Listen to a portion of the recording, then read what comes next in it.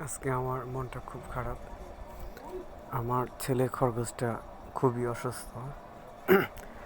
তো কালকে খরগোশটাকে গোসল করেছি, সে কারণে খরগোশটার শরীরে জ্বর এসে পড়ছে।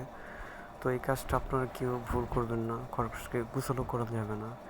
খরগোশের গায়ে যদি ময়লা লাগে, একটা তোয়ালা বা একটা গামছা ভিজিয়ে তার গাটা আলতো করে মুছে দেবেন, কিন্তু কখনো গোসল করানোর চেষ্টা করবেন না। তার কারণ গোসল করলে ঠান্ডা জ্বর চলে আসে, মাথা নিচু করে দেয়, অনেক ধরনের সমস্যা হয়।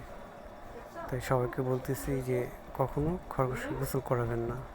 গোসল করলে এটা অনেক ধরনের সমস্যা হয়। আর খরগোশের খাবার দিবেন নরম খাবার, দুবলা ঘাস, কুমড়ি শাক।